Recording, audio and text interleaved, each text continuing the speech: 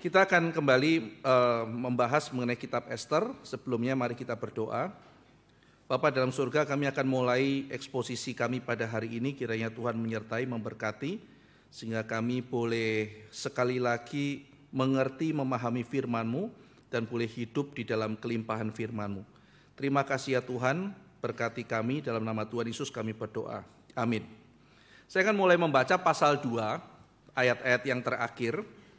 Pasal 2 ayat 22 dan 23, lalu saya akan lanjutkan pasal ketiga ayat pertama. Ester pasal 2 ayat 22-23 dan Ester pasal 1. Saya akan mulai pasal 3 ayat 1. Saya akan mulai membaca. Tetapi perkara itu dapat diketahui oleh Mordekai, lalu diberitaukannyalah kepada Ester. Jadi ada dua orang yang mau membunuh raja, diketahui Mordekai, diberitahukan pada Ester. Dan Ester mempersembahkannya kepada raja atas nama Mordekai. Perkara itu diperiksa dan ternyata benar. Maka kedua orang itu disulakan atau digantung pada tiang. Peristiwa itu dituliskan di dalam kitab sejarah, perhatikan saudara, di hadapan raja. Jadi waktu menulis rajanya hadir. Jadi Mordekai baru jadi pahlawan nasional, menyelamatkan raja. Lalu ayat 1, sesudah peristiwa-peristiwa itu, maka sekarang guyonannya, Haman bin Hamedata orang Agag dikaruniailah kebesaran oleh Raja Ahasweros. Jadi surprise-nya bukan Mordekai ya, tapi Haman yang dapat hadiah. Pangkatnya dinaikkan serta kedudukannya ditetapkan di atas semua pembesar yang ada di hadapan Baginda. Bayangkan kalau ini yang terjadi pada diri kita, saudara. Menyelamatkan raja, harusnya kan kita pahlawan nasional, saudara. Bayangkan loh, presiden mau dibunuh, kita mengetahui plotnya, kita menyelamatkan presiden kita misalnya begitu. Ini kan jasa besar saudara. Nah, tetapi setelah kita mendengar, oh sebentar lagi akan ada upacara pemberian hadiah di istana. Kita udah ngarep nih, waduh saya nanti pakai baju apa ya, pakai batik apa pakai jas gitu ya. Lalu ke salon apa enggak gitu ya, rambut gini atau mau digunting. Kita udah mikir macam-macam saudara. Dan yang diundang adalah orang lain saudara. Diundang untuk acara lain, kita sama sekali nggak disebut, kita tunggu-tunggu besok-besok, nggak diumumin ya gitu. Loh raja udah catat-catat tapi nama kita nggak diumumin. Saudara bisa bayangkan perasaan Mordekai. Ia merasa harusnya kan bukan karir Haman yang melonjak ya, tetapi saya yang harusnya karirnya melonjak, dapat kenaikan pangkat kayak setidaknya, atau bonus, ini raja loh saudara ya, 3 tahun gaji kayak gitu ya. Nyawa raja loh gitu, raja yang kayanya minta ampun saudara. Nanti kita akan lihat ya bagaimana Raja Ahasweros menyatakan kekayaannya yang luar biasa.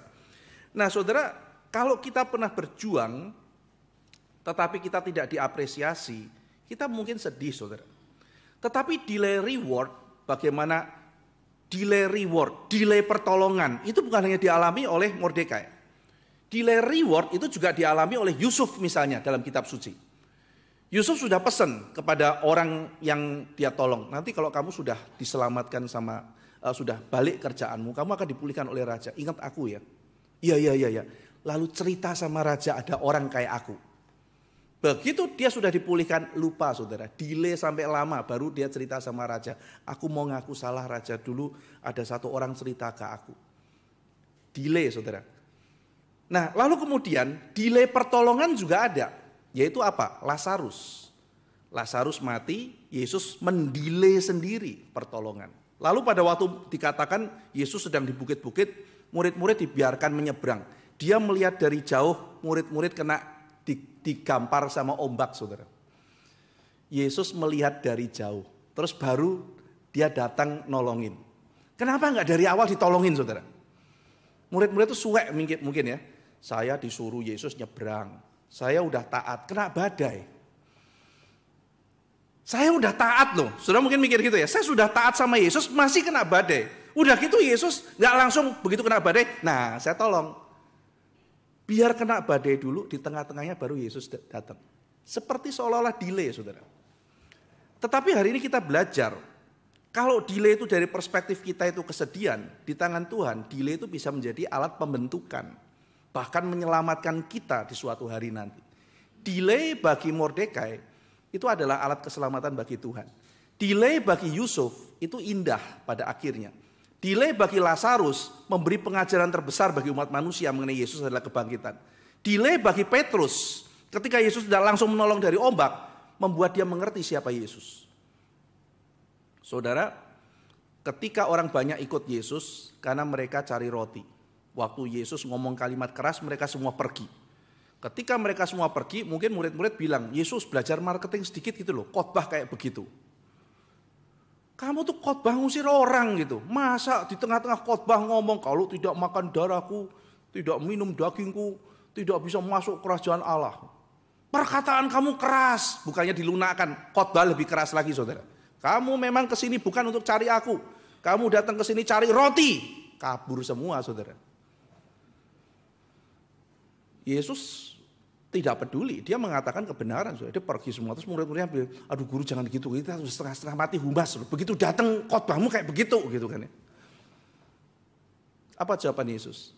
Kamu gak pergi juga. Kamu gak pergi juga tah? Kenapa masih di sini? Jawaban Petrus saudara, guru kemana lagi kami mencari firman yang hidup. Nah ini, bekas ombak kayak begini gitu.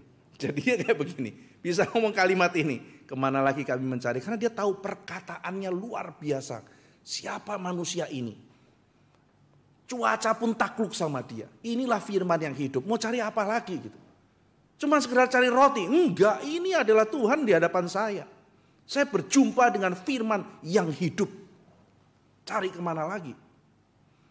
Nah jadi saudara-saudara sekalian, mari kita tidak putus asa ketika saudara melakukan sesuatu tetapi belum dihargai orang, belum mendapatkan reputasi, belum orang mengerti apa yang saudara lakukan. Mari kita bersabar saudara. Ingat saudara, mana yang lebih baik? Melakukan hal yang baik seperti Mordekai, atau terlihat baik seperti Haman? Sekali lagi saudara, mana yang lebih baik? Melakukan hal yang baik seperti Mordekai, atau melakukan hal yang terlihat baik? Ini dua hal yang berbeda. Ada hal yang baik terlihat baik. Ada hal yang baik tidak dilihat orang baik. Dan itu yang seringkali membuat kita kecewa saudara. Di mata masyarakat, biasa aja, nggak baik kok. Haman lebih keren gitu ya. Jadi saudara-saudara sekalian, Tuhan seringkali mengizinkan adanya delay dalam gratifikasi juga adalah untuk melihat motivasi kita. Apakah kita ini fokus melakukan kebaikan meskipun dilihat orang nggak terlalu baik? Saudara, satu orang ibu itu hatinya itu suka sekali memberikan persembahan untuk pekerjaan Tuhan. Nah ibu ini tuh jual makanan saudara. Jadi kalau ada apa-apa di gereja, di makanan semua di rumah dibawain semua saudara. Rapat, siap, konsumsi. Kan kalau ibu-ibu kan gitu kan saudara. Saya di Jakarta sendiri ngalamin saudara, kalau rapat penatua itu paling kering biasanya saudara. Penatua kan bapak-bapak semua, begitu datang gitu ya, udah jam 7, udah kerucuk-kerucuk rapat dari jam 3, udah mulai ngeluh. Pak Johan, gak ada yang pesan Grab nih makanan atau apa. Udah lapar nih jam 7, mau terus sampai jam 9 gimana nih makannya? Oh iya ya, saya pesan bakmi dulu baru ketik ya, pesan bakmi apa gitu. Tapi kalau sama ibu-ibu gak ada cerita begitu saudara. Begitu datang, bapak-bapak, ini anggurnya dulu gitu kan ya, kalau ibu-ibu kan gitu, makan anggur terus mau apa? Mau martabak telur atau martabak manis? Waduh gitu ya, lengkap menunya set gitu kan. Udah gitu mau apa? Ini mau kan nasi campur atau bakmi atau apa? Lah kok macam-macam begini. Jadi kadang-kadang saudara-saudara sekalian ada orang-orang yang sudah kayak begitu. Saya kenal ada satu orang ibu, bawa makanan apa segala macam. Nah orang itu bawa produknya, brandnya dia, ya namanya dia juga jualan itu. Kalau nasi bungkus ya nasi bungkus brandnya dia. Kalau roti ya roti brandnya dia. Lah memang dia punyanya itu kok. Jadi kalau begitu ada rapat, dia datang nyumbang saudara. Kasih itu, datang lagi nyumbang gitu kan. Sampai keluarganya bilang, jangan gitu terus kadang-kadang mereka juga suruh bayar gitu. Maksudnya gereja masa nggak keluar. Loh kok suruh bayar? Wong ini aku nyumbang kok. Lah kalau mereka pesan baru, wong ini nggak ada yang minta, tak bawain sendiri kok. Dibilang suruh bayar. Memang hatinya begitu saudara. Nah saudara, kalau dari perspektif keluarganya ibu ini, ibu yang demikian murah hati, yang hatinya tergerak kalau ada kasihan nih lapar nih mau rapat, majelisnya mau rapat, bawain makanan lah. Tapi tiba-tiba apa yang terjadi, saudara? Ini ibu ini pasti KKN sama orang gereja, produknya dibeli terus sama gereja. Ini monopoli ini. Saudara, sakit hatinya kayak gimana, saudara? Sepeser pun dia nggak terima duit loh. Loh, aku tuh lihat ada orang mau butuh pelayanan, anak pemuda kumpul-kumpul, sumbang gitu kan, makanan apa? Ini ada apa? Kasih nasi bungkus, ini kasih apa? Makanan roti, kasih apa? Dibilang, wah ini kong kali kong sama petinggi gereja ini. Supaya kaya dia jualan produknya sendiri. Waduh, hatinya hancur, saudara. Nah di situ pertanyaannya, masih mau pelayanan apa enggak? Ya kan? Dia melakukan yang baik, ya. Orang melihat yang baik, tidak. Tidak. Bisa enggak dia jelaskan? Bisa. Misalnya nih ya, aku enggak terima bayaran kok. Orang kan bisa ngomong, masa? Cek aja ke bendahara gereja. Gua bukan orang kurang kerjaan ya yang nanya-nanya begitu ya. Kan bisa aja begitu, saudara. Jadi bisa saja orang melakukan yang baik, tetapi dianggap tidak baik. Bahkan setelah menjelaskan seperti apapun, orang tidak terima, saudara. Saudara mungkin pernah mengalami orang salah paham sama saudara. Saudara sudah jelaskan luar biasa. Dia tetap mengatakan, pokoknya kamu begitu. Nah, ini adalah ujian. Apakah kita tetap akan melakukan yang baik, atau kita sekedar melakukan yang terlihat baik. Di dunia ini kita dipanggil oleh Tuhan untuk melakukan yang baik, saudara. Dan sosial media itu membuat kita tergoda untuk selalu menampilkan yang terlihat baik.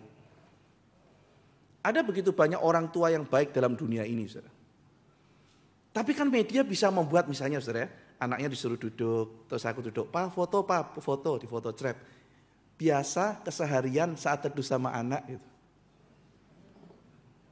Habis itu anaknya bilang, sudah belum mah, gue mau main game nih, kan begitu kan ya. Begitu sudah potret cekrek gitu kan ya, sudah sana, wah anaknya main game, dia nggak peduli. Tapi kan, wah ini keluarga saleh banget sih gitu ya. Ini kan terlihat baik, saudara ya, tapi bukan melakukan apa yang baik gitu. Di dunia ini banyak orang-orang baik, saudara, tapi nggak dianggap baik. Banyak orang salah paham. Mau dijelaskan kayak apa juga nggak ngerti. Tapi saudara jangan putus asa. Kita itu dipanggil untuk melakukan apa yang baik. Saya suatu ketika ada teman saya, saudara, sedang di dalam kesulitan. Dia perlu ditegur. Maka saya berdoa, saya menegur dia. Didiamin 1 bulan, saudara. Tersinggung katanya. Teman baik loh, kalau teman jahat mungkin 5 bulan gitu ya. Saya sebulan cukup gitu ya. Saya tegur dia bilang, saya nggak nyangka kamu ngomong kayak begitu. Jangankan jangankan sama teman, murid saya panggil, saya bilang, dia bisa salah paham. Bertahun-tahun nggak ngajak saya ngomong, sampai akhirnya suatu ketika ngajak ngomong lagi, mengatakan terima kasih dulu pernah ditegur, tegurannya benar. Jadi orang melakukan apa yang baik, belum tentu orang anggap itu baik. Tapi pertanyaannya saudara sekalian, apakah kita jadi apatis? Mending gua jahat, celaka, ini kesimpulannya Mazmur 73. Asaf gitu kan. Saya berbuat baik begini, orang berbuat jahat makmur. Kalau gitu ngapain saya berbuat baik? Itu bukan jawabannya. Melakukan yang baik bukan sekedar melakukan apa yang dianggap baik oleh orang lain. Dan penilaian itu kita serahkan pada Tuhan, bukan komentar dari orang lain, saudara.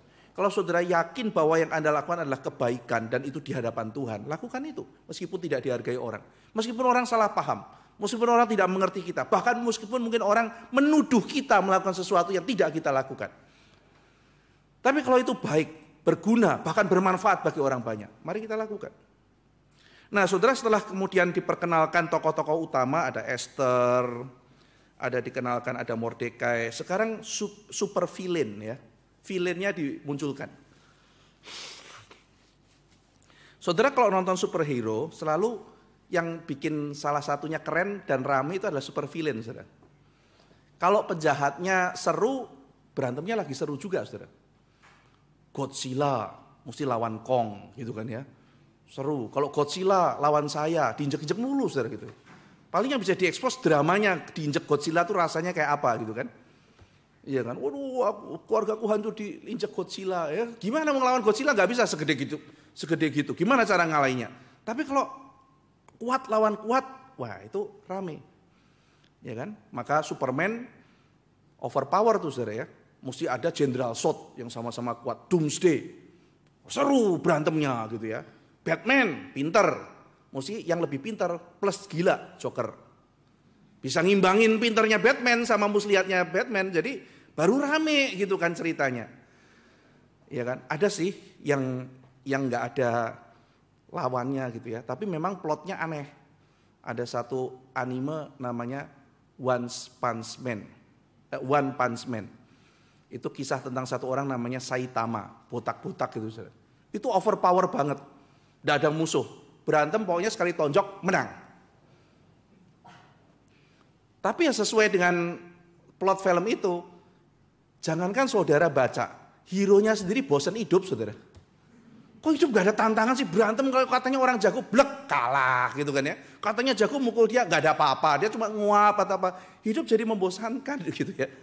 Jadi itu tokoh hero yang agak nyeleneh. Biasanya hero itu berjuang ya, kayak sudah nonton apa Dragon Ball, apa semua hero. Ya, One Piece ya, semuanya belajar berjuang, belajar jurus apa segala macam, ngalahin kalah bangkit lagi gitu kan.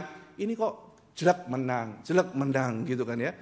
Nggak seru gitu ya. Tapi justru makanya yang menarik adalah bagaimana mengembangkan plot karakter itu sampai komiknya enak dibaca.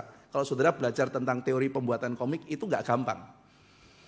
Bagaimana yang overpower tetap enak dibaca. Nah itu yang menarik gitu ya. Itu tantangan bagi misalnya kalau saudara seorang penulis naskah dan sebagainya. Nah dalam kitab Esther ini, Esther dikasih super villain juga. Namanya Haman. Powernya luar biasa. Siapa yang tokoh utamanya? Mordekai. Jabatannya apa? Pegawai biasa. Lawannya siapa? Orang nomor 2 terperkasa di negeri itu. Gimana caranya? Duit ada, power ada. Otak ada, kemampuan bicara ada. Lah Mordekai apa? Oh ada permaisuri, siapa? Esther. Jabatan apa? Istri raja. Modal cantik. Kurang kali ya gitu kan ya, ngadepin begini. Saya bisa bayangin ya Esther bagaimana menaklukkan orang ini. Nanti kita akan mempelajari bagaimana strategi dan hikmatnya ya. Nah jadi diperkenalkan musuhnya dan perkenalan ayat yang dibuka tadi kita baca itu mengejutkan ya di ayat 1. Dikatakan dia adalah orang Agag. Dia orang Agag. Nah saudara jadi Agag itu adalah orang yang pernah bermasalah dengan Raja Saul. Jadi Agag itu keturunan Amalek. Saya pernah menjelaskan minggu lalu. Jadi Esau itu punya anak namanya Elifas. Elifas punya anak namanya Amalek. Amalek musuhan sama orang Israel, khususnya anaknya Rahel, baik Yusuf maupun Benyamin, keturunannya selalu dipakai oleh Tuhan jadi jenderal. Yosua misalnya, keturunan Efraim atau Yusuf, dipakai untuk melawan Amalek. Saul, keturunan Benyamin, melawan Agag, orang Amalek. Jadi, saudara, Saul itu pernah disuruh oleh Tuhan untuk menghancurkan Amalek, khususnya Raja Agag. Tidak mau, saudara. Jadi sudah ditangkap, Saul nggak mau bunuh. Lalu kemudian Samuel datang kan, loh kok masih hidup? Saul, firman Tuhan apa? Bunuh Agag. Loh kok masih kamu biarin hidup? Ya gak penting ngapain. Loh kok begitu? Ambilnya pedang dibunuh. Saul, kamu melawan firman Tuhan. Itu sebabnya dia diturunkan oleh Tuhan kan saudara. Kamu tidak taat pada firman Tuhan, kamu semaumu sendiri. Tuhan sudah berfirman, kamu pakai pertimbanganku, udahlah. Akhirnya apa yang terjadi saudara? Salah seorang keturunannya mungkin kabur kan, melahirkan apa? 500 tahun kemudian muncul Haman yang mau membinasakan seluruh keturunannya ini, orang Israel, gara-gara Saul. Dosa masa lalu yang menghantui masa depan. Hati-hati saudara dengan dosa-dosa yang kita lakukan. Udah dulu kok, sekarang gak ada gunanya. Suatu hari saya lagi naik motor, ditanya sama teman yang saya boncengin. Van, kamu bertobat umur berapa? Ya umur 17-an lah. Oh enak kamu ya. Loh kenapa? Aku bertobat sekitar umur 7 atau 8. Kelas 1 atau 2 SD. Loh, emang kenapa kamu bilang aku lebih enak? Kamu 10 tahun lebih bisa berbuat dosa dibanding aku. Lu kan bisa nakal-nakal, bisa ngapain, bisa mabuk-mabuk, bisa ngerokok kalau perlu apa segala macam. Baru bertobat gitu. Lah aku kelas 1 SD menyerahkan hidup gitu kan ya. Udah jadi orang baik-baik lagi, 10 enggak dapat kayak kamu 10 tahun berbuat dosa. Saya pikir ya gak begitulah ya, masa enak, karena apalagi kalau saudara ditanya, kamu umur berapa bertobat? 80, enak ya 80 tahun berbuat dosa gitu kan ya. Nggak begitu, kenapa saudara? Karena dosa di masa lalu itu juga akan berakibat di hari depan, baik buat kita maupun orang lain. Kadang-kadang, aduh kenapa aku nggak bertobat, hari itu aku celakain anak orang, coba. Aku sudah menghancurkan hidup orang lain, coba saat itu aku bertobat, aku tidak melakukan hal ini, dia menyesal. Menghancurkan orang lain, menghancurkan dirinya. Atau mungkin dia mengatakan begini, aduh ya, coba waktu itu aku nggak jatuh ke dosa narkoba. Orang sudah pernah kena narkoba saudara, digoda narkoba, lebih gampang jatuh ketimbang orang yang sama sekali nggak pernah pakai narkoba. Ini pakai narkoba, nggak usah, enak loh. Ya sudah, kamu kalau misalnya mau berbuat dosa, saya cegah kamu. Tapi kalau kamu nggak mau, paling nggak saya tidak mau. Ini enak sekali buat kamu, buat saya sama sekali nggak kebiasa, itu tidak enak. Kita gampang saudara menolak. Kenapa? Karena kita tidak jatuh dalam dosa. Orang yang sudah punya habit berzina, mau menolak tawaran orang, itu susahnya setengah mati. Tapi orang yang bersih dari awal, hidup dengan baik-baik, itu gampang menolak saudara. Lebih gampang menolak. Jadi ketika Saul melakukan satu kesalahan, dia tidak taat pada Tuhan. Akhirnya generasi setelahnya menanggung akibat dari ketidaktaatan Saul. Dan sekarang Tuhan mempertemukan kembali. Ini Saul yang tidak taat, keturunan Agag muncul. Sekarang keturunan Benyamin muncul. Mari laksanakan kembali tugas. Kamu harus bertarung melawan Amalek. Permusuhan lama dibuka lagi. Peperangan lama yang tertunda dibuka lagi. Dan kali ini Mordekai harus taat kepada Tuhan. Nanti kita akan lihat ayatnya saudara, kenapa ini penting. Ya. Sekarang kita lihat dulu ayat kedua. Dan semua pegawai raja yang di pintu gerbang istana raja berlutut dan sujud kepada Haman. Sebab demikian diperintahkan raja tentang dia, tetapi Mordekai tidak berlutut dan tidak sujud. Kenapa ya? Ini kan menarik saudara. Jadi kalau dalam sebuah cerita ini, sebuah cerita itu pasti ada konfliknya saudara. Lalu kemudian ada klimaksnya. Lalu kemudian mulai turun anti klimaks. Sebuah cerita selalu begitu. Dan yang membuat cerita itu penting adalah konflik. Tanpa konflik cerita itu gak rame saudara. Coba saudara nonton film ya. Bangun, sikat gigi, pergi ke pasar, belanja, masak capcay, suaminya pulang, makan, tidur. Saudara bikin film apa ini gitu kan ya. Ya boleh juga kalau saudara mau bikin film ala Posmo gitu kan ya. Ini film apa kayak begini nih gitu. Setidaknya ada konfliknya kayak, ada apa kayak gitu ya kan. Sebuah kisah kan selalu begitu ya, desainnya gitu. Nah ini konfliknya mulai muncul, saudara. Konfliknya adalah pertarungan itu. Nah dimulai dengan sebuah babak prakonfliknya. Yaitu apa? Tidak mau sujud. Kenapa tidak mau sujud? Tinggal sujud saja kok. Nah kita lihat ya beberapa alternatif. Mordekai silence. Mordekai tidak memberikan alasan. Tapi nanti kediaman, karena dia diam, dimaknai oleh orang-orang penjaga pintu. Waktu lapor ke Haman, saya sudah bujuk tiap hari, dia tidak mau sujud. Karena dia orang Yahudi. Ya, jadi saya waktu ambil kuliah mengenai branding, ada kalimat begini, kamu kalau tidak membranding sesuatu, maka orang lain akan membranding buat kamu. Kira-kira begitu ceritanya. Kamu kalau tidak membranding dirimu, orang lain akan membranding kamu. Kira-kira seperti itu saudara dalam kuliah itu ya. Kuliah tentang brand. Saya kan komunikasi visual ya. Jadi ada kalimat seperti itu. Itu teori-teori mengenai brand. Nah, di sini ada kebenarannya dalam kasus ini, yaitu ketika Mordekai silence, maka orang menafsir tentang dia. Mordekai adalah seorang yang tidak mau tunduk karena dia orang Yahudi. Ya, dia ngomong-ngomong terus disampaikan dan Haman percaya Tuhan izinkan ini terjadi. Tapi kalau kita pikir-pikir ya, kenapa ya Mordekai begitu ya? Alkitab tidak menyalahkan dia loh untuk ketidaktundukan ini. Tapi kita mau tahu kira-kira teori apa yang mungkin ya kenapa tidak mau tunduk. Pertama saudara, teori pertama. Karena dia tidak mau menyembah berhala. Menyembah Haman artinya menyembah berhala. Tunggu dulu. Di dalam kultur Persia Dan kultur orang Yahudi pada waktu itu, sujud itu tidak tentu penyembahan seperti kepada Tuhan. Ingat, Yakub sujud pada Esau. Mereka sujud pada Fir'aun. Itu penghormatan yang biasa. Cuma raja memang ada penghormatan khusus. Jadi tidak bisa dianggap ini penyembahan berhala. Karena orang-orang pun biasa melakukannya, saudara, untuk hal ini. Jadi ini semacam kayak sesuatu cara untuk kita menghormati seseorang saja, bukan dalam pengertian penyembahan seperti yang kepada Tuhan. Yang kedua, saudara, di dalam tradisi, misalnya kalau saudara membaca Ester Rabbah, di situ dikatakan Haman tuh mengalungkan berhala di lehernya dia. Jadi kalau ada satu tafsiran yang mengatakan menafsir itu berarti Haman sedang menjadikan dirinya sebagai idol, dan menyembah Haman berarti menyembah idolnya itu. Tetapi ya itu adalah tradisi, ya kan? Teks itu sendiri tidak berbicara seperti itu. Yang ketiga, saudara, ini pandangan yang bagi saya lebih masuk akal.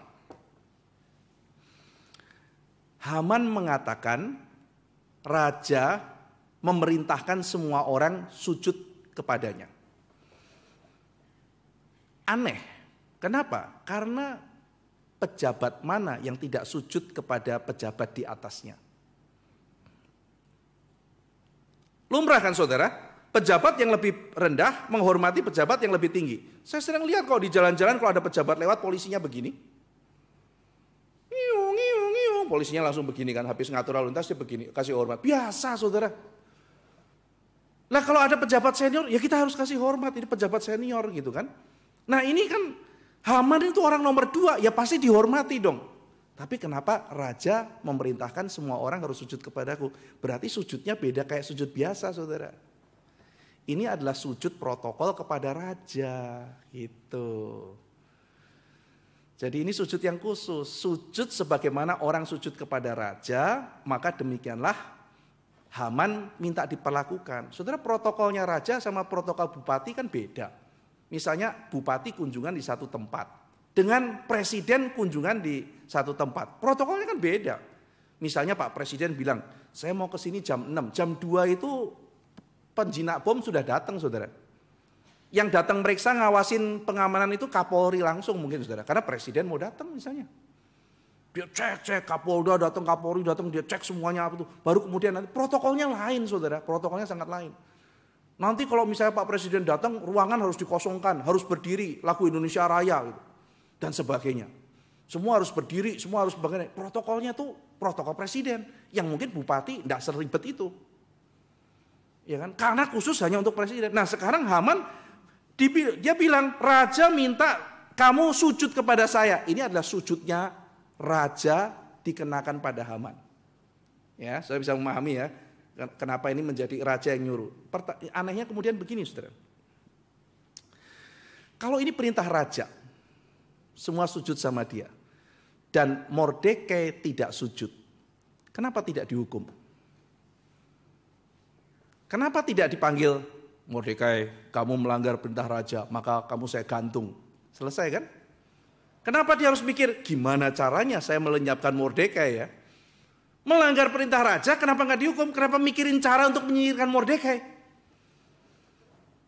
Jadi kemungkinannya, saudara, kemungkinannya melihat di dalam pasal ini juga Haman adalah seorang yang suka twist kata-kata. Orang Yahudi itu di framing sama dia menjadi pelanggar hukum padahal tidak. Kemungkinan dia juga mentwist perkataan raja. Mungkin dia bilang, raja, kayaknya aku juga boleh dihormati. Oh iya, lakukan. Raja minta aku menghormati, kamu menghormati aku dengan cara demikian. Jadi itu tambahannya Haman. Maka Mordekai nggak mau sujud dan dia juga nggak dihukum. Dia bisa hukum dia gitu. Kan temennya cuma bilang, nanti ngelanggar raja loh. Mordekai curiga, ini kayaknya Haman punya nih. Makanya dia nggak bisa dihukum, saudara. Menarik kan di situ. Nah, saudara-saudara sekalian, misalnya ya, ada orang ngomong ke kita gitu ya, kita mesti lakukan ini. Loh, kok kamu kerjakan itu? Pak Tong bilang boleh. Kalau di GRI kan konteksnya gitu kan. Pak Tong bilang boleh. Oke, cek kan datang ke Pak Tong. Patung bilang boleh ya ke dia loh. Dia bikin begini loh.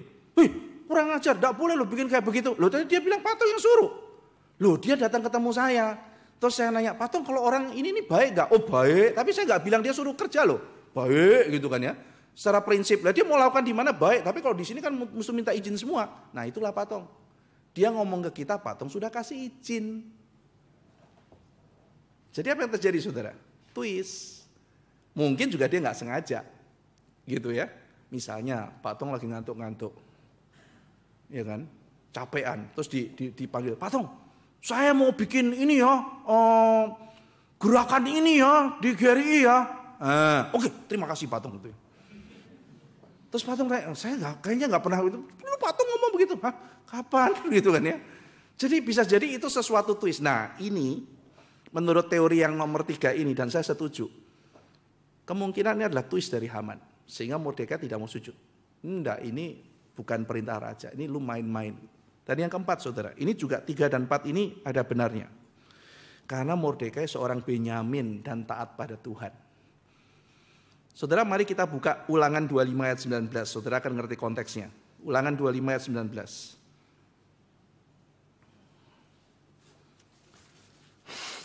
Saya bacakan bagi saudara Ulangan 25 ayat 19. Maka apabila Tuhan Allahmu sudah mengaruniakan keamanan kepadamu, kata Musa ini ya, daripada segala musuhmu di sekeliling, di negeri yang diberikan Tuhan Allahmu kepadamu untuk dimiliki sebagai milik pusaka, perhatikan saudara, maka haruslah engkau menghapuskan ingatan kepada Amalek dari kolong langit, janganlah lupa. Ini perintah Tuhan saudara. Dan mereka nggak kerjakan itu.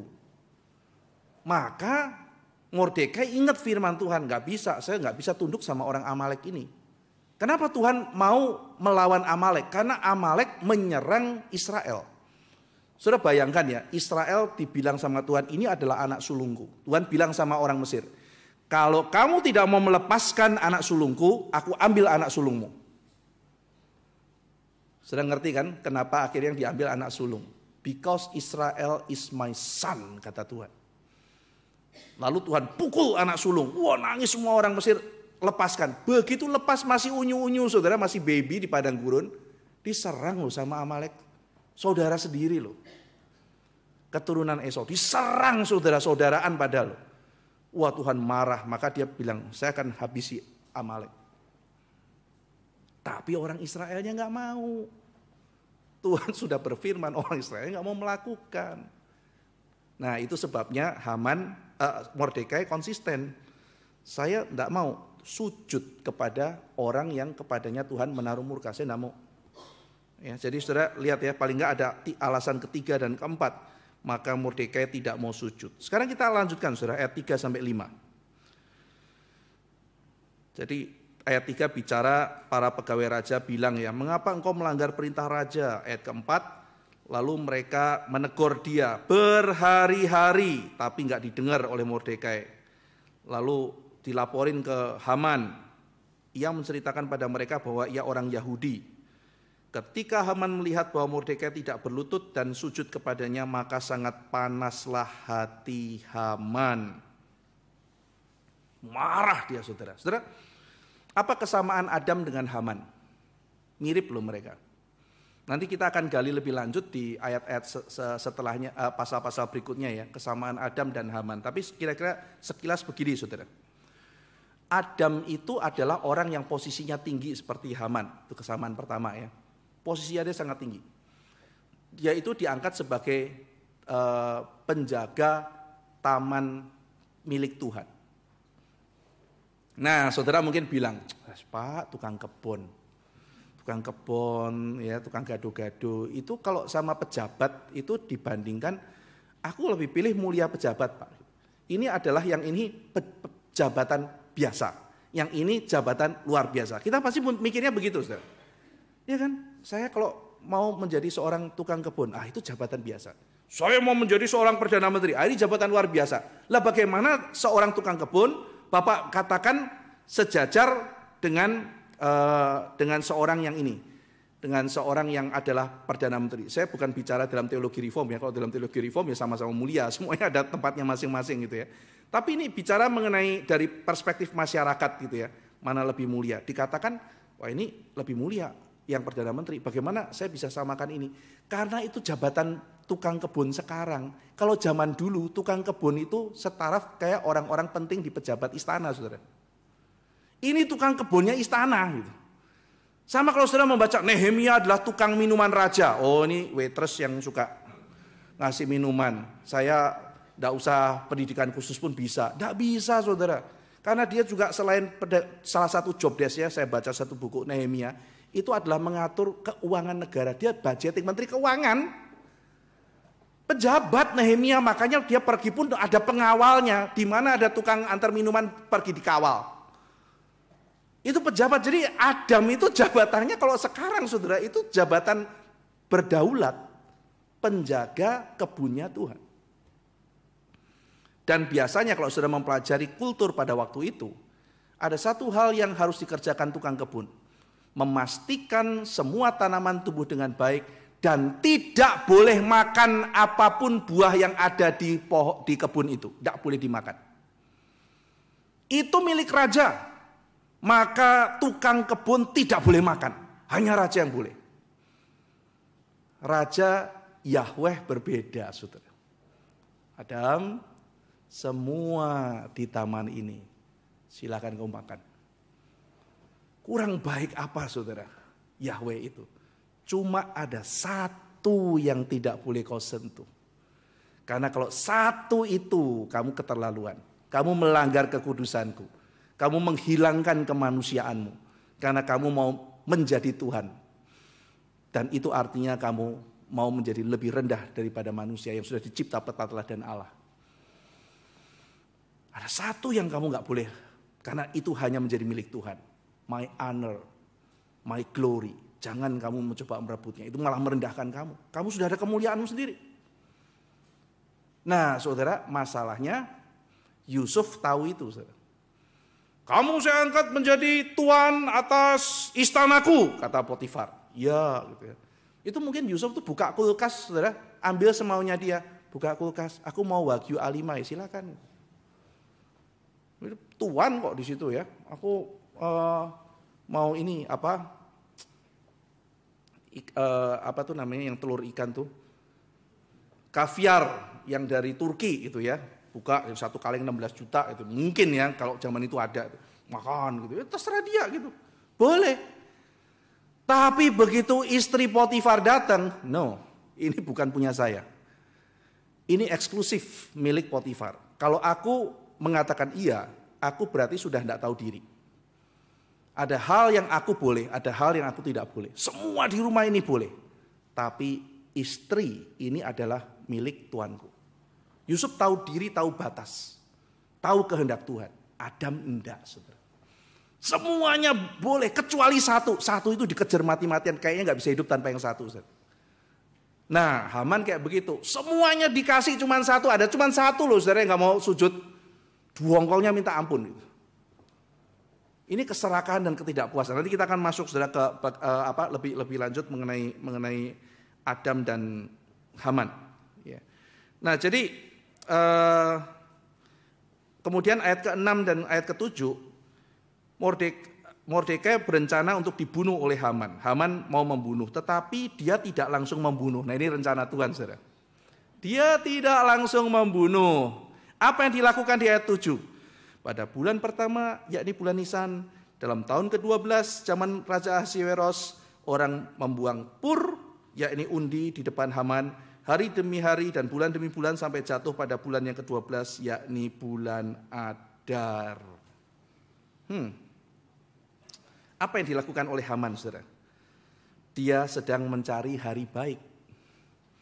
Nah ini ya yang mau menikah ya, tidak perlu ya pergi cari hari baik ya. Kalau hari baik itu adalah hari yang pertama teman-teman gereja bisa datangnya kapan ya. Maka jangan pas seminar menikah ya sayang gitu ya kan. Yang dari datang kan gimana gitu kan ya. Jadi kalau kita kan hari baiknya kita kan yang kira-kira nggak terlalu mengganggu ya. Yang kira-kira teman-teman bisa datang kan hari baiknya kan begitu kan saudara ya. Yang keluarga semua juga bisa oke datang ke sini. Kita akan cari yang seperti itu. Tetapi ini adalah mencari bantuan misalnya itu berkaitan dengan dewa-dewi yang dia sembah. astrologi dan sebagainya. Jadi membuang pur, ya pur itu artinya undi, membuang undi itu adalah untuk mencari hari baik untuk memusnahkan orang Yahudi.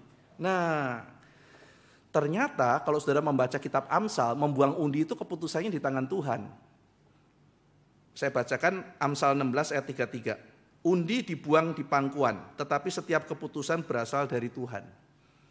Jadi Tuhan yang misalnya ketika dia lempar, plak, kasih kesempatan 11 bulan untuk orang Israel bersiap-siap. Tuhan yang sudah atur. Dikatakan tadi, saudara, undi diambil ayat 7 ya, pada bulan pertama, bulan Nisan, tahun ke-12 zaman Raja Ahasiweros. Nah, kita coba hitung yuk supaya nggak lupa. Pasal 1, Raja mengadakan pesta tahun keberapa, saudara, pemerintahannya?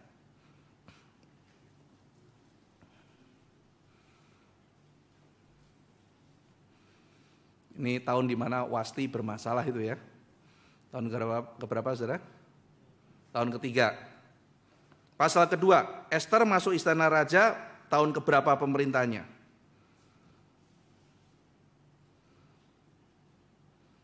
Ayat-ayat terakhir itu ya, pasal 2 dikatakan tahun ke-7 pemerintahan Ahasiweros. Nah, jadi kan tahun ketiga pesta, dicopot kan. Terus Ester masuk istana berarti tahun ke-6, karena tahun ke-7 itu dinobatkan sama Ahasiweros. Proses seleksinya, beauty treatmentnya kan 1 tahun. Berarti tahun ke-6 dia masuk. Jadi Wasti turun sampai Ester masuk istana untuk beauty treatment bedanya 3 tahun. Kenapa beda 3 tahun? Karena kemungkinan setelah 3 tahun pemerintahnya dia pergi perang ke Yunani. Terus yang kalah perang itu kan kira-kira 3 tahun. Balik stres cari istri.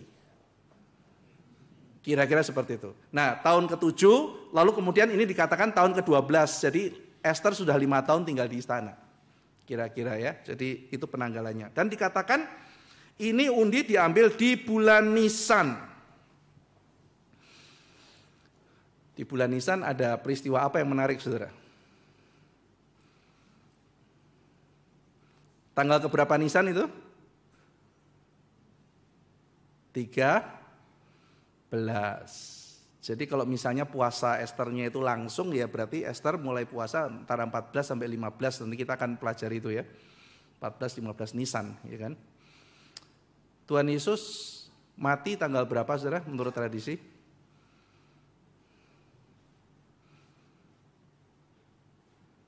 14 Nisan. 14 Nisan orang Yahudi ada acara apa, saudara? Hari apa itu? Hari menyembelih domba tak bercacat. Ya. 14 Nisan. Ini buang undinya 13 Nisan. 13 Nisan itu kira-kira kalau penanggalan Gregorius kita bulan apa? Kita biasanya Paskahan kapan? Jumat Agungan? April kan? Ya, jadi ini bulan Nisan itu bulan April. Terus bulan ke-12-nya adalah bulan Adar. Adar bulan apa berarti? Maret.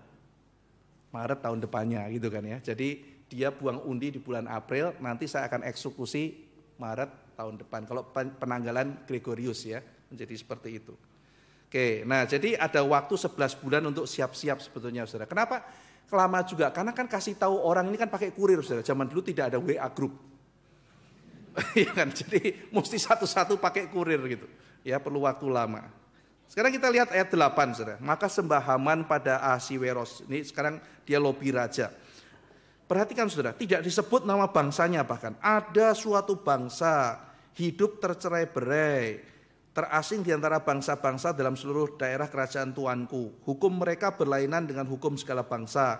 Hukum raja tidak dilakukan mereka, sehingga tidak patut bagi raja membiarkan mereka leluasa.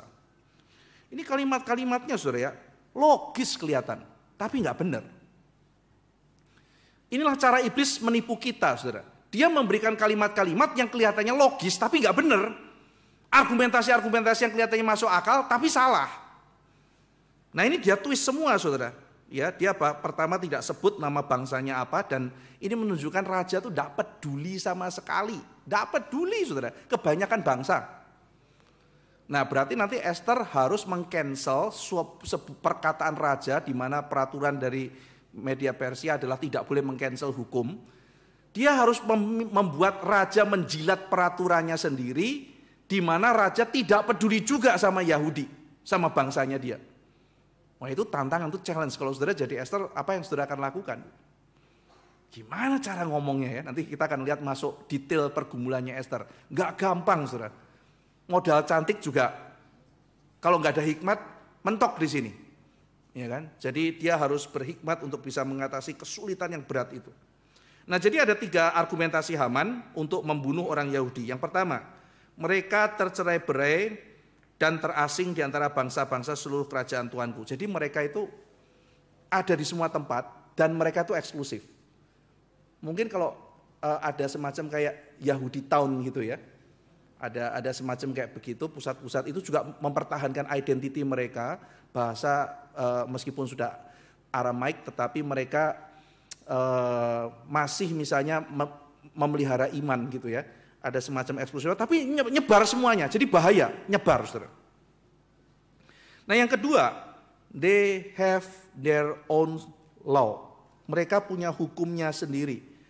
Ya, mereka punya hukum yang berlainan dengan segala bangsa. Nah ini sebetulnya kan mau menunjuk kepada hukum Taurat ya. Mereka punya Taurat. Tapi nggak dijelasin saudara ini hukum apa. Mereka punya hukum sendiri. Kan raja mikir kan, wah ini berarti ngelawan hukum saya ini, punya hukumnya sendiri. Padahal kan misalnya raja, Pak Presiden, ada umat namanya umat Kristen.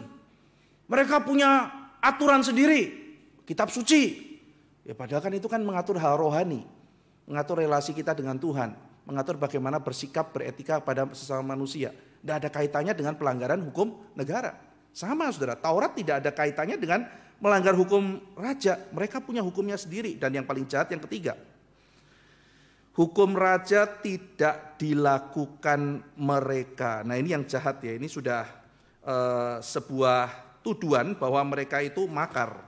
Nah ya raja dibilang yang kayak begini dihapusin aja lah raja, ya sudah lakukan aja, saya nggak peduli. Nah saudara, bahaya sekali ya, Haman itu memframing dengan cerita. Ini ada satu bangsa, dia cerita, dia bikin sebuah cerita, lalu membuat orang-orang itu jadi marah dan benci dengan framingnya dia. Ini adalah cikal bakal, bukankah ini politik identitas saudara? Ada bangsa bahaya, orang Yahudi, mereka melawan atau apa, kita harus hancurkan mereka. Waduh, ini kok kayak yang sudah terjadi dalam pemilu kita ya, yang kita harapkan tidak akan pernah terjadi lagi ya, yaitu politik identitas. Membuat cerita-cerita mengenai sesuatu lalu kemudian dijahat-jahatin dan kemudian dihantam. Ya. Nah, dia membangun narasi yang menakutkan. Orang Yahudi itu menakutkan begini-begini. Supaya apa? Supaya dimusuhi. Karena orang kalau sudah takut itu dia bergerak. Ketakutan itu baik dalam marketing maupun politik kan ketakutan saudara. Pilih ini, nanti kalau dia berkuasa Indonesia hancur. Iya gue pilih ini aja deh. Daripada ini ntar hancur kan gitu kan. Marketing kan juga begitu. Lu cepet beli, mau orang ngantri. Kenapa? Nanti kalau kamu gak cepet beli, harganya naik. Ketakutan kita beli.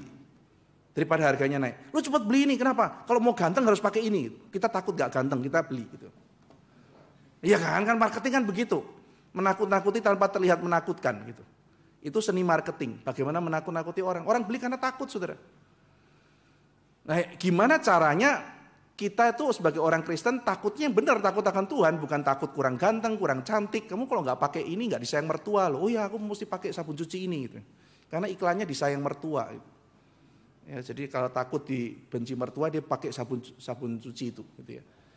Itu membangun ketakutan. Nah, Haman membangun narasi menakutkan ya, untuk mendapatkan power, untuk mendapatkan status.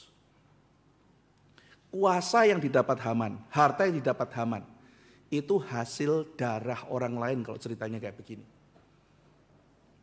Saudara dapat uang, dapat power, itu adalah sesuatu yang halal, maksudnya bersih di hadapan Tuhan, hasil keringat saudara, atau hasil darah orang lain. Kalau itu hasil darah orang lain saudara-saudara sekalian, kita harus bertobat. Di dalam kitab nabi-nabi dikatakan, kamu tuh menjarah punya orang. Hai raja-raja, lalu kamu seperti elang, kamu naik terbang. Elang kalau sudah habis dapat mangsa, dia pergi ke tempat tinggi. Kita mau balas dendam pun tidak bisa. Karena pergi ke tempat yang paling tinggi. Lalu kamu membangun sarang yang megah, yang indah daripada hasil korban rampasan kamu orang-orang yang kau bunuh. Apa yang dikatakan para nabi? Tetapi tahukah engkau, di belakang darah-darah tumpukan bata itu, darah yang kau tumpahkan itu menjerit kepada Allah. Dan balasanmu akan sudah siap. Saudara, kita tidak bisa lari dari penghakiman Allah. Dan Haman memainkan cerita mendapatkan power dari darah orang lain. Ya saudara, power dan status itu sesuatu yang kita cari. Kita pengen power saudara.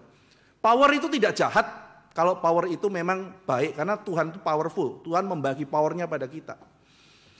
Tapi power itu kadang-kadang saudara kalau dibusukkan itu menakutkan dan mencelakai orang lain. Kuasa itu ada di mana-mana, power itu ada di mana-mana saudara. Dalam rumah tangga ada power. Papa mama itu ada power. Papa mama bisa kasih nama anak, itu kan power. Anak gak bisa ganti nama loh. Misalnya ya, Pak, Ma, namaku kenapa ini? Sulaiman gak Salomo gitu. Ya sudahlah, Papa dulu tahunya namanya Sulaiman kok gitu. Bikin versi Kristen sedikit lah Pak Salomo gitu. Mulai minggu depan namaku Salomo ya. Petrus udah bisa gitu kan ya. Ya sudah namamu itu nak gitu ya. Saya akan nanya sama Papi. Pi, namaku kenapa Ivan gitu. Lah kamu tuh sebetulnya minta nama ke Selamat gitu. Loh gitu kan. Pendeta Selamat gitu. Lah kok udah jadi Pi gitu kan ya. Ya itu mamimu enggak boleh gitu. Mami terus bilang, "Masa kamu memang dikasih nama Selamat gitu kan ya." Nah, apa salahnya nama Selamat kata papa gitu. Kenapa Pak? Lah kan kamu mau mati. Jadi kalau enggak selamat bejo untung. 3 itu papa bilang gitu. Jadi antara selamat bejo untung karena kamu lahir dalam dunia harusnya mati tapi enggak mati. Terus mamimu bilang, "Kasih nama tuh yang barat-barat gitu loh. Jangan kasih nama Selamat bejo untung gitu kan." Terus akhirnya papi bilang, "Sopo nama barat ya wis kasih nama Ivan." Loh kenapa Ivan Pi? Itu gue milih Ivan apa Boris? Ivan Lendl atau Boris Becker gitu loh. Itu pemain tenis gitu kan ya. Wah memang papi lihat nonton TV. Ya dia berkuasa saudara, saya gak bisa. Wes aku minggu depan Boris saja namaku ya. Nggak bisa saudara. Jadi ada power. Dia memberi nama berarti dia punya power. Saya gak punya power untuk mengubah itu. Jadi sebetulnya dalam kehidupan hari-hari ada power saudara. Power itu bekerja di situ. Jadi power itu tidak semuanya baik. Selama kita memakai power untuk kebaikan, untuk melindungi, power itu indah saudara. Untuk berkorban. Mordekai nanti punya power saudara. Dan dia melindungi bangsanya, dia berkorban bagi bangsanya, dia mengayomi bangsanya. Tapi kalau power dipakai oleh orang seperti Haman, menakutkan saudara. Di organisasi itu ada power. Yang menarik adalah ketika saya ambil filsafat ilmu sosial, lagi membahas filsafat manajemen, ketika dosen membahas mengenai organisasi, dia bicara mengenai distribusi power dalam organisasi. Saya bilang, distribusi power gitu. Dalam organisasi ada power gitu. Wah menarik nih. Dosen menjelaskan, apa maksudnya? Loh organisasi itu bukan melulu struktur. Organisasi itu masalah power. Wah hal baru waktu saya pelajari. Jadi ini masalah power, bukan cuma struktur itu membantu bagaimana power bekerja. Saya ambil contoh begini saudara, saya akhirnya memahami begini. Saya sebagai pimpinan, lalu kemudian saya mengatakan, oke, bagian ini kalau pembelian di bawah 1 juta, tidak perlu lapor ke saya, lu sign aja. Sign itu menunjukkan power, saya berhak mengeluarkan uang saudara. Jadi limitasi di bagian dia, pembelian di bawah 1 juta nggak perlu ke saya. Bagian ini atasnya dia, kamu awasin, kalau pembagian 10 juta harus naik. Yang atas ini yang tanda tangan. Lalu kemudian pengeluaran di atas misalnya 100 juta harus tanda tangan atasnya lagi. Dan itu harus pakai proposal tertentu atau apa misalnya dan sebagainya. Nah itu masalah sharing power saudara, kita membagikan power. Bagaimana power itu bekerja. Jadi organisasi ternyata menarik. Oh saya mau balancing power. Atau board mau pegang power. Misalnya orang-orang dengan gaya leadership yang lebih otoritarian saudara ya. Dia mau power semua di atas, yang di bawah itu dikunci semua sehingga gak punya power. Sehingga semuanya akhirnya larinya ke sini. Tapi ada yang mungkin lebih demokratis, dia distribusi powernya. Jadi dalam organisasi aja yang sehari-hari kita lakukan di tempat kantor saudara dan saya, itu ada mekanisme power bekerja. Bahkan menurut Michel Foucault, di dalam rumah sakit itu ya ada mekanisme power. Oh, ini kamu kena problem kejiwaan. Kalau kata Foucault itu power itu. Ya, kemudian kamu nggak normal, karena nggak normal kamu mesti diasingkan karena nggak sesuai dengan masyarakat. Saya bukan setuju 100% Foucault ya saudara, tetapi untuk mendefinisikan itu pun ada mekanisme power yang bekerja. Itu namanya biopower ya, yang di dalam masyarakat bekerja dan sebagainya. Menarik saudara. Nah, Haman mencari power, dia menggerakkan power dengan cara yang sangat tidak baik. Yang celaka adalah gereja itu bukan menjadi saluran meneladani Kristus dalam urusan power, bagaimana Kristus memakai power itu untuk kesejahteraan umatnya, membela umatnya, mati demi umatnya. Tapi gereja seringkali pecah karena urusan power, saudara, rebutan. Siapa lebih berkuasa, siapa lebih menguasai ini dan itu, akhirnya pecah. Bukan karena doktrin, bukan karena menjaga kemurnian ajaran, karena power. Maka Haman dan Ahasiveros adalah contoh orang yang abusive power, sementara Kristus adalah contoh teladan bagaimana memakai power dengan seharusnya karena dia adalah source of power. Nah saudara, diadu saudara. Raja Persia mau diadu lawan orang Yahudi. Suruh perang lalu kita binasakan orang Yahudi. Jadi dia main identitas. Itu Yahudi, kita Persia ya. Kita Persia mesti lawan Yahudi. Ini adalah pembangunan identitas kebangsaan saudara. Pertentangan dan konflik. Nah memang saudara, identitas itu membuat kita menjadi kuat kalau kita punya lawan. Tapi identitas itu tidak tentu harus dibangun dengan membangun lawan saudara. Tidak tentu, memang bisa. Jadi begini saudara, Carl Smith itu bilang gini, lu kalau mau identitasmu kuat, cari lawan, maka persatuan akan terjadi. Kalau konteks Indonesia dulu Sabang sampai Merauke bersatu karena apa saudara? Belanda. Belanda datang mau suku apa, mau agama apa, semua satu tarung lawan Belanda. Belandanya hilang, nah sekarang kita tarung lawan siapa saudara? Nah Carl Smith bilang, kan lawan nggak harus fisik. Melawan kemiskinan kan bisa, melawan intoleran bisa, melawan terorisme bisa, melawan apa bisa. Cuma melawan kemiskinan itu mungkin terlalu abstrak saudara. Lawannya tidak terlalu buat lu lawan buat gua enggak gitu loh. Jadi kira-kira seperti itu ya. Jadi persatuan kurang kuat. Jadi kalau menarik ya, dia mengatakan dia realis politik ya. Politik itu bergerak baru hidup kalau ada pro kontra dan kalau ada lawan. Lawan itu membuat identitas kuat. Maka kalau enggak ada lawan, ciptakan lawan. Sudah ingat zaman Orde Baru, dikit-dikit kalau ada gejolak di masyarakat, bahaya laten komunis.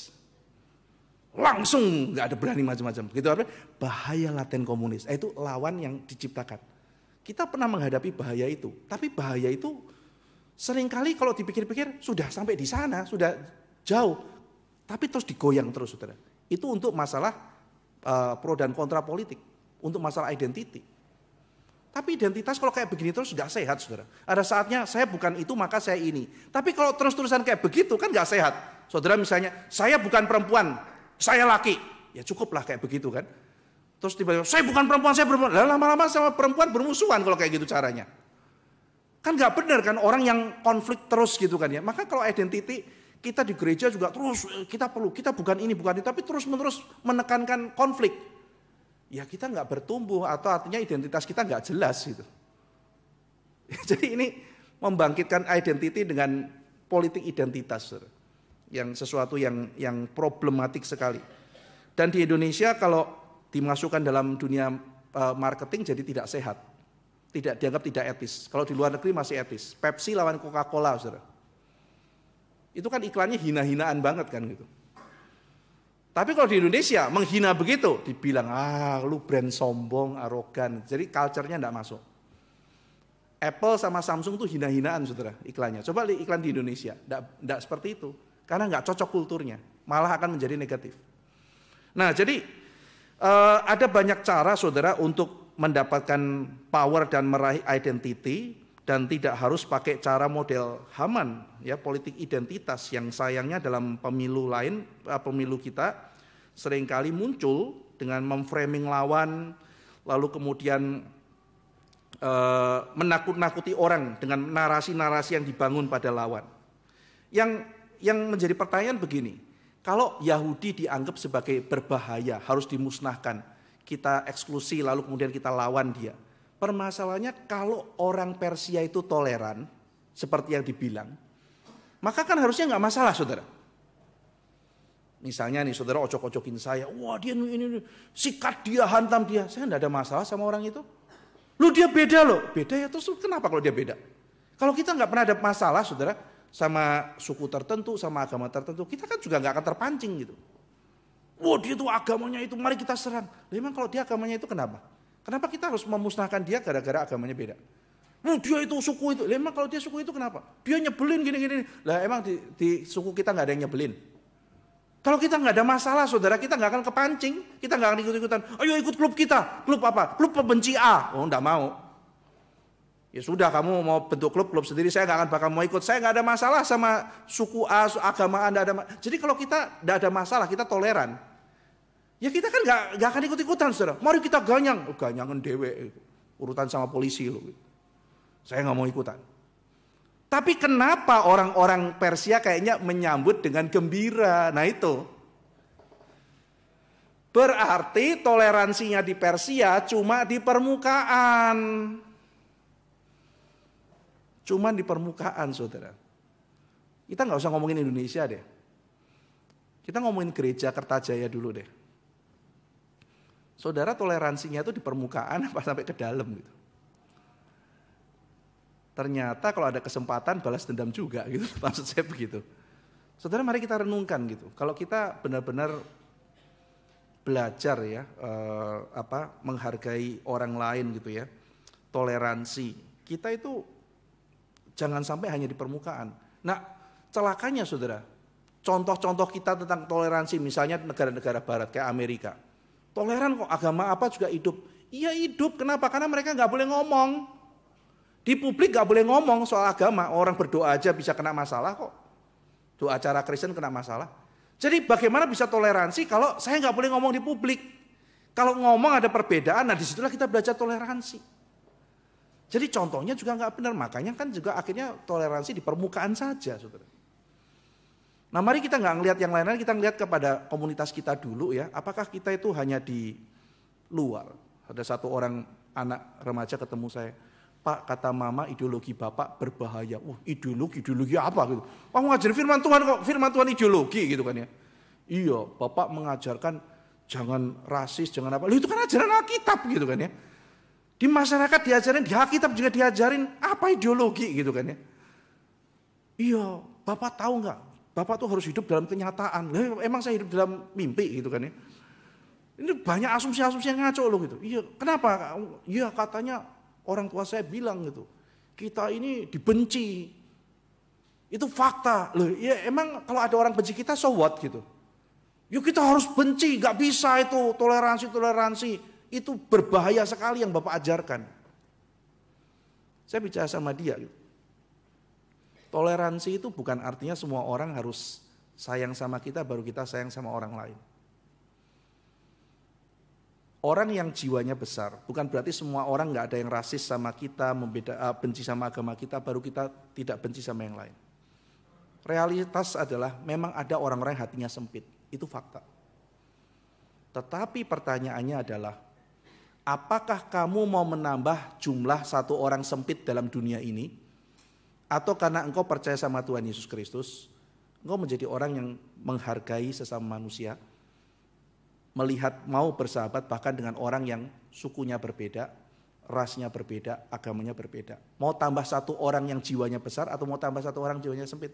Kalau saya lebih pilih tambah satu orang jiwa besar.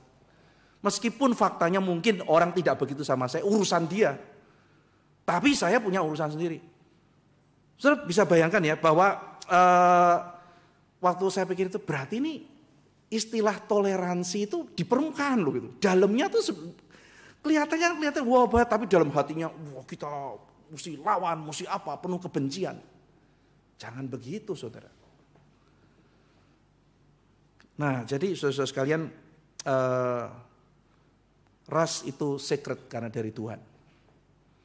Sehingga dengan demikian, mari kita tidak mempertajam perbedaan-perbedaan itu. Apalagi di gereja kita. Saya sangat menyarankan kita benar-benar mengatakan itu adalah sesat teologis ya. Itu bidat itu. Paulus mengatakan harusnya tidak ada lagi yang menghalangi persekutuan kita. Karena kita di dalam Kristus tidak ada lagi orang Yahudi, Yunani, tidak ada budak, tidak ada orang merdeka. Itu harus kita hidupi di dalam kehidupan kita, bukan hanya di permukaan. Kenapa Persia kok menyambut? Nah, itu pertanyaannya. Ya karena memang toleransinya cuma di permukaan. Nah ayat 9 saudara, setelah kita merenungkan mengenai narasi identitas, kita merenungkan masalah toleransi, kita diajak di ayat 9 sampai 10 bicara mengenai suap menyuap saudara. Jikalau baik pada pemandangan raja, hendaklah dikeluarkan surat titah untuk membinasakan mereka. Maka hamba akan menimbang perak 10.000 talenta. Wah, menakjubkan saudara. 10.000 talenta. 1 talenta itu 34 kilo. 10.000 berarti 340.000 kilo. 1 kilo perak kira-kira 80 juta sampai 84 juta. Saya nggak tahu harganya per hari ini. Kalau 80 juta saja 1 kilo perak, dikali 340.000, berapa T itu saudara? Mungkin hampir 2-3 T gitu. Ini duitnya banyak saudara, dan yang menakjubkan lagi saudara ya, berarti kan Haman punya duitnya. Berarti Haman kaya saudara, bisa berani bayar segitu. Yang menakjubkan itu responnya Ahasiweros. Coba kita lihat ayat 11 saudara ya. Kemudian titah raja kepada Haman, perak itu terserah padamu, juga bangsa itu untuk kau perlakukan seperti yang kau pandang baik. Kantonginlah duit segitu, nothing. Hebat ya raja ini ya. Aduh gitu ya. Berapa? 2-3 T. Kantonginlah nih, cincin. Gak peduli saudara. Nah pertanyaannya, Haman kenapa berani kasih uang segitu besar? Ya, saudara di situ nanti kalau saudara lihat ya di dalam ayat-ayat yang selanjutnya dikatakan di hari itu orang-orang itu akan dibinasakan, itu ada di ayat 13 ya. Jadi mereka akan dibinasakan ya, ini bulan adalah supaya dirampas harta milik mereka. Bunuh orangnya, ada tambahan ini, rampas hartanya. Orang Yahudi kan memang terkenal sebagai pedagang saudara. Dan di perantauan itu mereka makmur-makmur. Jadi ini juga di belakang itu selain dendam, bisnis dia saudara. Apalagi saya pernah baca satu hukum Persia begini. Kalau ada orang menuntut orang di pengadilan, dia dihukum mati, hartanya milik orang yang nuntut. Bayangkan saudara, harta orang Yahudi yang banyak yang kaya di seluruh itu dituntut oleh Haman. Berapa kaya dia? Gak tahu, mungkin diberikan negara atau apa, tapi yang pasti itu keuntungan yang luar biasa. Ya, jadi Haman berani bayar begitu mahal untuk dendamnya dia, dan mungkin dia juga akan ada kalkulasi akan mendapatkan lebih. Nah jadi dia pakai apa untuk membunuh orang Yahudi? Pakai hukum saudara, pakai hukum. Raja kasih edik kamu, perintah kamu, saya pegang cincin kamu, maka saya akan bikin peraturan. Maka pembunuhan orang Yahudi itu legal. Hukum itu instrumen menegakkan keadilan saudara. Tapi hukum itu belum tentu adil. Menarik ya, tidak semua hukum itu adil. Kalau hukum diselewengkan menjadi tidak adil, hukum bisa melawan prinsip keadilan.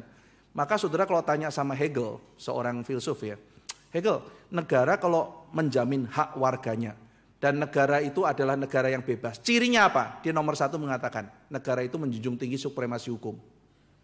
Hukum itu nomor 1. Loh, hukum kan mengikat, bagaimana bisa membebaskan? Bagaimana menghargai hak? Kalau hukum ditegakkan, misalnya menghukum pencuri, berarti hak kepemilikan properti itu diakui di negara itu. Kalau orang membunuh orang lain kemudian dibunuh, berarti negara itu menjunjung tinggi hak asasi manusia. Jadi kalau di mana ada negara menjunjung tinggi hukum, itu menghargai hak manusia dan itu menghargai kebebasan. Cukup? Tidak. Di atas hukum masih ada nomor 2. Apa Hegel? Di atas hukum ada moral dan etika. Kenapa? Karena orang melakukan hukum belum tentu benar. Kalau yang melakukan hukum tidak punya moral dan tidak punya etika, hukumnya jadi tidak bermoral dan tidak beretika. Jadi cacat moral, cacat etika. Jadi nomor 1 hukum. Tapi kalau yang melakukannya tidak bermoral kayak Haman, tidak beretika kayak Haman, ya hukumnya jadi rusak. Maka nomor 1 hukum, nomor 2 Hegel mengatakan harus ada yang lebih tinggi dari hukum. Yang memastikan bahwa hukum dilakukan dengan baik, yaitu moral bangsa, etika bangsa. Menarik saudara-saudara sekalian. Demikian juga kita melihat hukum menjadi instrumen ketidakadilan di tangan Haman. Kita bersyukur ya saudara-saudara sekalian, kita mendapatkan contoh bagaimana Kristus datang ke dalam dunia, melakukan perintah-perintah dan hukum Allah. Dan dia memakai hukum untuk menegakkan kebenaran dan keadilan. Saudara sekalian, Mordekai setia pada raja, warga yang baik, tapi dijadikan penjahat, dinarasikan musuh negara.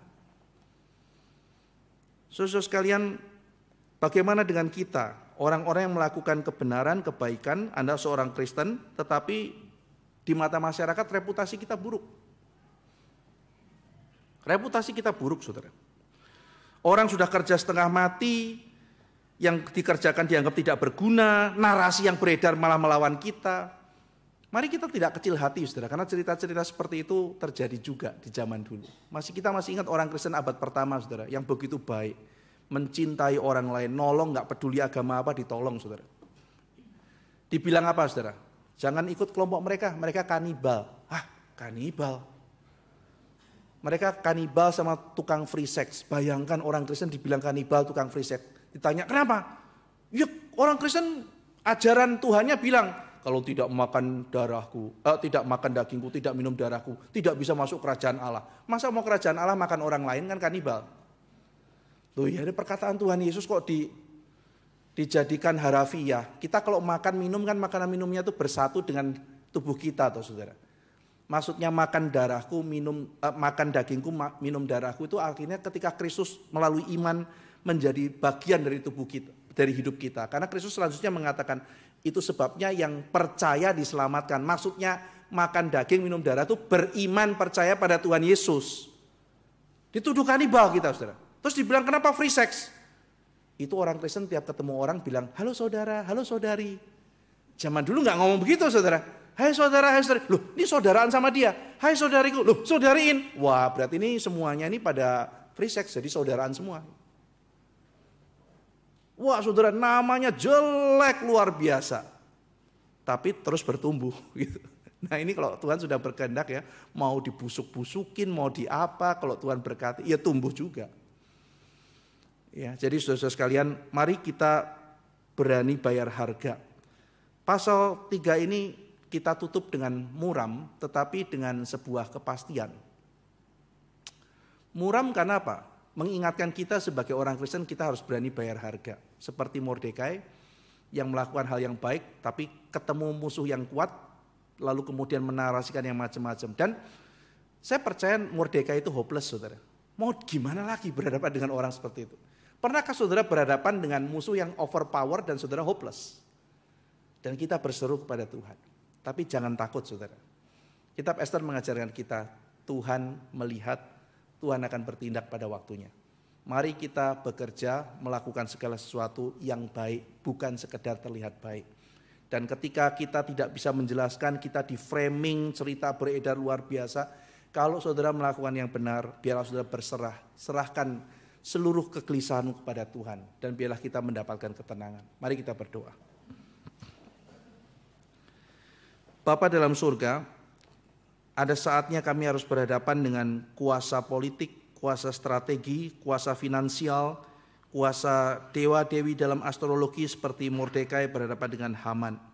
Mordekai yang powerless, Haman yang powerful.